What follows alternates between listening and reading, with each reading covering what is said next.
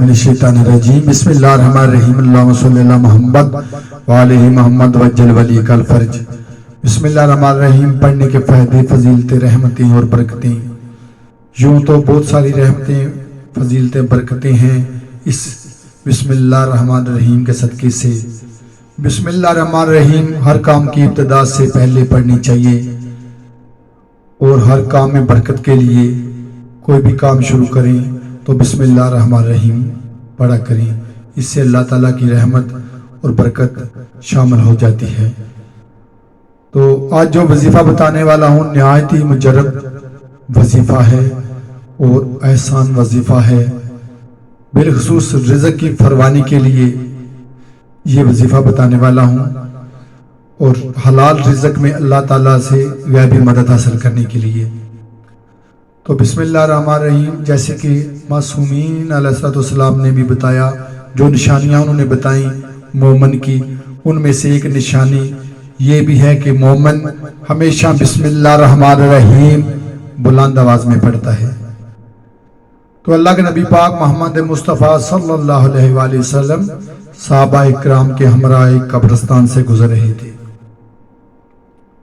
جبرائیل علیہ السلام حاضر ہوئے، کہا یا رسول اللہ اس قبرستان سے جلدی سے گزر جائیں، کیونکہ اس قبرستان میں اس قبر پر اللہ کا عذاب نازل ہو رہا ہے۔ تو وہ بات نبیوں کے سلطان نے صحابہ اکرام کو بھی بتائی اور جلدی سے گزر گئی۔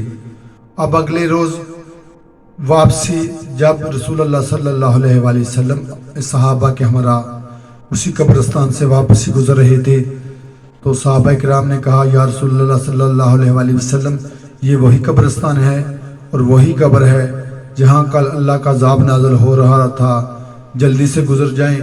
تو اللہ کے نبی پاک محمد مصطفیٰ صلی اللہ علیہ وآلہ وسلم نے فرمایا آج اس قبر پر رحمت خدا برس رہی ہے، عذاب الہی نہیں۔ تو صحابہ اکرام نے پوچھا یا رسول اللہ کل تو اس قبر پر عذاب الہی نازل ہو رہا تھا۔ تو اللہ کے نبی پاک محمد مصطفیٰ صلی اللہ علیہ وآلہ وسلم نے فرمایا مرنے والا اپنے پیچھے ایک اولاد چھوڑ گیا تھا، جب اس 2-2.5 سال کے بچے کو اس کی ماں عالم دین کے پاس لے کر گئی دین کا علم حاصل کرنے کے لیے، تو اس عالم دین نے اس معصوم بچے کو جو اللہ کا دین سکھایا اس کی ابتدا بسم اللہ الرحمن الرحیم سے کرائی۔ جیسے معصوم کی زبان سے بسم اللہ الرحمن الرحیم جاری ہوا تو رحمت الہی کو جوش آ گیا۔ اللہ تعالیٰ نے کہا یہ کیسے ہو سکتا ہے کہ جس کا معصوم بچہ میرے نام سے ابتدا کرے، مجھے رحیم بھی اور رحمان بھی کہے، اور میں اس کے باپ کو اپنے عذاب میں مبتلا کروں۔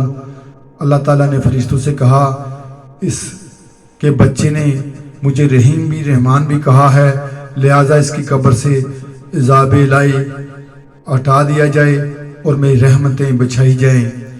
تو اللہ کی رحمتیں نازل ہو رہی ہیں، آپ بھی اپنی اولاد کو بسم اللہ الرحمن الرحیم کے فضائل اور فضیلتیں سمجھائیں، اور انہیں کہیں کہ ہر کام کی ابتدا، ہر کام کے لیے، ہر مشکل کو حل کرنے کے لیے بسم اللہ الرحمن الرحیم پڑھا کریں۔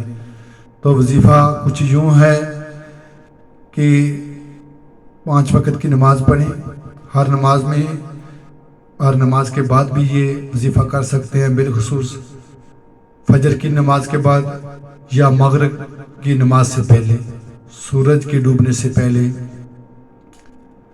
15 یا 20 منٹ کا یہ وظیفہ ہے، یہ عمل ہے۔ 11 مرتبہ درود پاک پڑھنا ہے محمد والے محمد پر، اور اس کے بعد 11 ہی تسبیحاں بسم اللہ الرحمن الرحیم کی پڑھنی ہے۔ ان کے بعد بسم اللہ الرحمن الرحیم پڑھنا ہے اور اللہ تعالیٰ سے دعا کرنی ہے۔